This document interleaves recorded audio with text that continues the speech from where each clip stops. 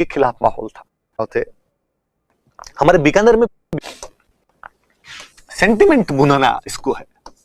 तिलक की मृत्यु हो गई थी, इसी दिन गांधी जी अपना असहयोग आंदोलन शुरू कर देते हैं।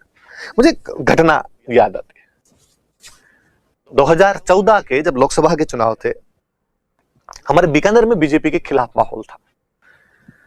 अर्जुन राम मेघवाल जो कि केंद्रीय मंत्री हैं, तीसरी बार जीते इस बार, 9 में, 14 में और 19 में। 14 में उनके खिलाफ थोड़ी सी एंटी इनकम्बेंसी थी।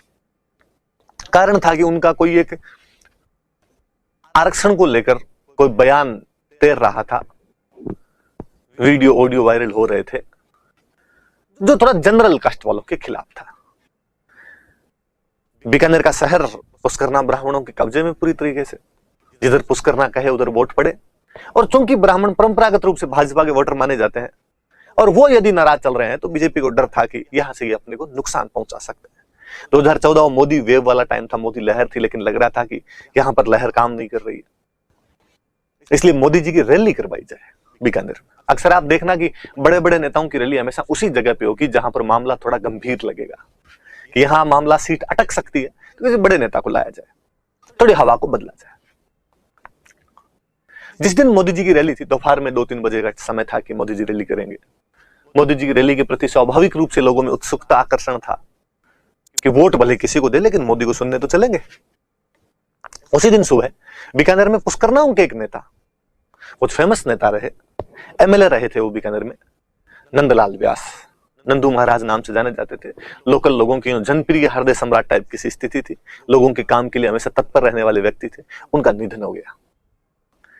2-2:30 बजे के आसपास रैली का समय, और लोग अंतिम संस्कार से वापस लौट रहे थे। मोदी जी की रैली के अंदर गए। मुझे नहीं लगता कि नंदलाल व्यास और नरेंद्र मोदी के आपस में कभी जिंदगी में कोई मुलाकात भी हुई होगी, पर मोदी जी उस दिन रैली के अंदर जैसे भाषण देने के लिए खड़े हुए, पहले बीकानेर के जो भी लोकल नेता थे वो बोले, और जब मोदी जी खड़े हुए तो माइक पर जाकर 2-3 मिनट खड़े हो गए, बोले नहीं, रुमाल निकाला, आंखें पोंछी, का बहुत कुछ बोलना चाहता था।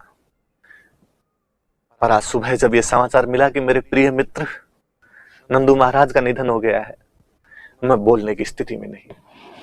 उन्होंने भाषण भी नहीं दिया होगा, पर उनकी ये लाइन कि नंदू महाराज मेरे प्रिय मित्र थे और उनके निधन की वजह से बोल नहीं पा रहा हूं, बीकानेर के पूरे चुनाव के सिस्टम को चेंज करके रख दिया था। शाम तक पूरे पुष्करना ब्राह्मणों की जबान पर एक बात थी, क्या भाईला नंदू महाराज मोदी जी का दोस्त है, और नंदू महाराज री आत्मा दुख पावली यदि बीजेपी ने वोट नहीं दिया था। उसके बाद अर्जुन राम मेघवाल को बीकानेर में चुनाव प्रचार की कोई आवश्यकता नहीं रही थी। मैं जब भी इन दोनों घटनाओं को एक साथ मिलाकर देखता हूं, तब मुझे लगता है कि यार गुजराती लोगों में कितना बेहतरीन पॉलिटिकल सेंस ऑफ ह्यूमर होता है, और किस प्रकार से जनता की जन भावनाओं को भुना सकते हैं, उसका एक अच्छा सा उदाहरण है वो। गांधी कुछ ऐसा ही कर रहे थे।